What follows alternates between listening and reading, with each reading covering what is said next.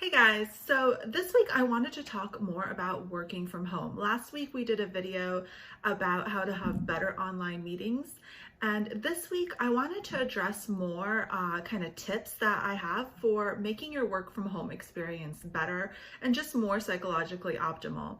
I actually hear from my clients quite a bit that they thought that working from home would be kind of this like amazing experience, like you get to rest, you get to eat your snacks, stay in sweatpants. But what they found is that actually working from home is more stressful than they expected, and they kind of actually miss working in the office. Given the circumstances in many areas right now, working from home looks like it's here to stay for a while. So we kind of want to make sure that we optimize our work from home environment and our work from home routine to kind of make it the best that we can and kind of have our most optimal work setup. So here I'm going to present 3 tips that are supported by psychological science that will help you work from home in a better, more effective, and efficient way. So you can remember these tips as light, time, and space. So number 1, light.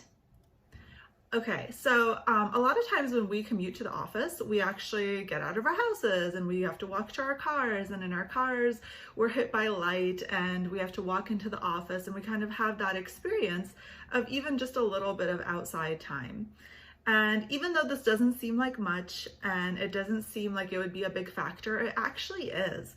So we actually know that there's a lot of optical sensors in the eye that correlate with our circadian rhythms. So when you wake up in the morning and you have a routine which allows you to expose yourself to bright light, it actually helps regulate your circadian rhythms. Some researchers have suggested that now that a lot of us work from home, the circadian rhythm has become a little bit disrupted.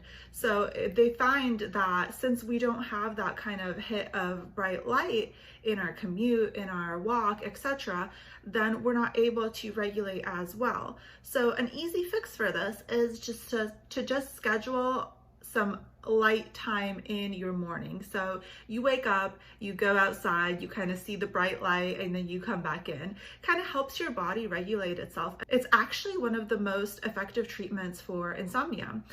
So make sure you get that light. And if you live in the Northwest like I do and you are just forever in gray, except I guess right now in which we have like this amazing bright sunny weather, the gray weather still works. You can still get light even when there's clouds. So get that bright light, or at least if you can't, turn on your lights in the morning when you wake up so that it kind of mimics that effect. Okay, number 2, time.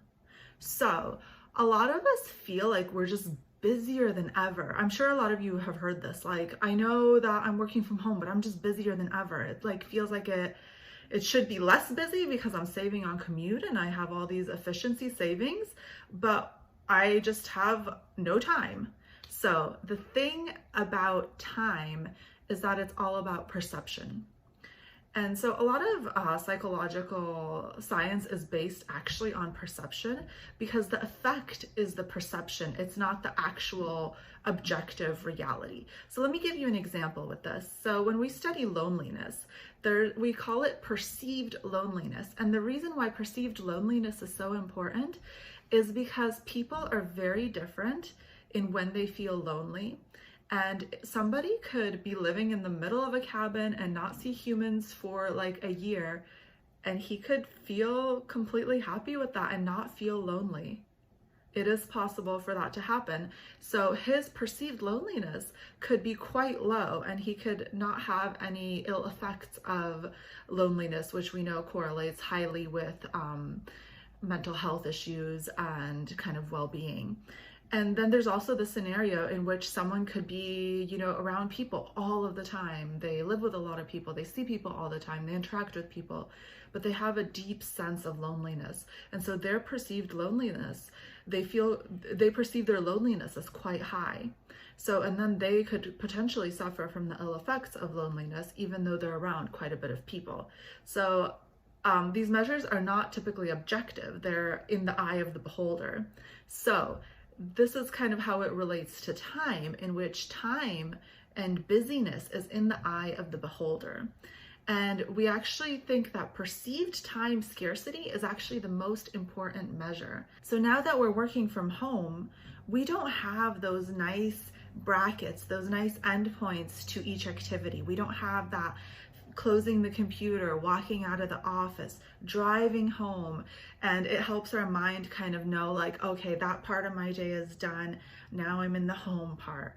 Now we're always in the home part. So it all kind of melts together. And the reason that it makes us feel like we're more busy is because now we feel like the time is kind of just one big block, and it contributes to this busyness delusion in which we feel like nothing ever quite ends, no task ends, and we kind of feel like we're doing all the tasks forever. So how do you get around this time scarcity perception? So what you need to do is you actually need to do a log of all of your time, kind of almost like a food diary. So you do a time diary, and you want to do this for maybe a day or two. So you kind of jot down all that you're doing during the day, and you kind of have it all documented there. And then what I want you to do is I want you to look for the free space. And so you're going to probably say like, I don't have free space. What are you talking about? Like, there is no free space. Trust me, there's always free space. So there's going to be free space in which you're browsing Facebook. There's going to be free space in which you're procrastinating doing a task. Like I do it, you do it, we all do this. And the thing is that space, when we are in that procrastination space or in just like the random browsing space, we kind of feel like it's a little bit like we don't focus on it as rest time. So it kind of just goes by without our brain really picking up on it. And it kind of adds to this busyness delusion. It's like, oh, but that was kind of part of my task because I was just using it to procrastinate.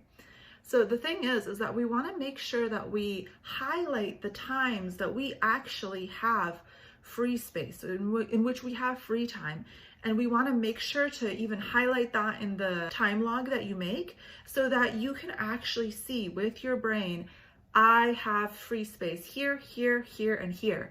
And when you take that free space, when you go and do whatever you want to do because it's your free time, you need to think in your mind, this is my free time. I have free time right now, and this is how I'm using it. And I'm choosing to use this. No one is forcing me to, browse Instagram during my free time. So doing this will actually help you identify the free time that you have in your day, and in focusing on that free time, it will increase your time perception, which means that you will perceive time as being more abundant. You don't want to have a time scarcity, which is what most of us feel like we have right now. Okay, and lastly, number 3 is space.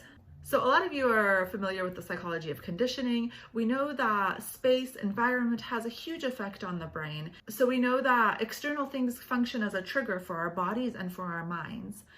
So when you set up your office, when you set up your workspace, I know a lot of people are cramped right now. They're working in maybe small areas. You want to really think about the fact that this right here is my workspace right here. So right now here I'm at my desk, and this is where I work from. And when I'm working, I sit here. I don't really do a lot of other things here. And I know that when I come and sit down here, I am ready to work. And it kind of serves me as a motivator in a sense, and because I know once I sit down here, I always work. So my brain's like, well, even if we don't want to, this is what we do here. And so you can actually use this to your advantage, but it can also serve as a disadvantage if you're using random places in your house as workspaces. So if you're working in the kitchen, if you're working in the bedroom, if you're working everywhere, you never actually know where your rest space is. So I'm sure most of you have heard things like don't have a TV in your bedroom, etc.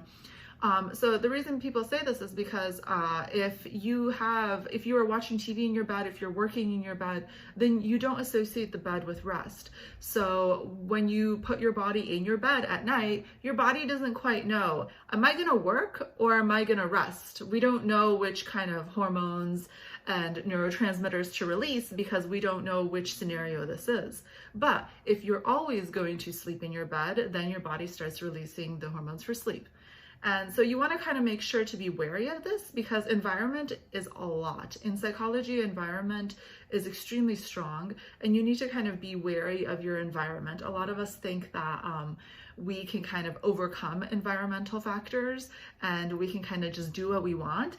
But the way that our brain picks up on cues, it doesn't really work that way. So you want to use this to your advantage, and don't just work everywhere. Have a designated workspace and have a designated rest space. I think that's the most important of all, because you do want to have some boundaries between work and rest. And so because right now, we don't have a lot of boundaries between our work and our home lives. The more that we can create these boundaries, the better it will be for our mental health. All right, I hope you guys enjoyed this week's video. And as always, I'll see you guys next Monday with another video. If you don't want to miss a video, and if you like these videos, make sure you subscribe, and I will see you guys next week.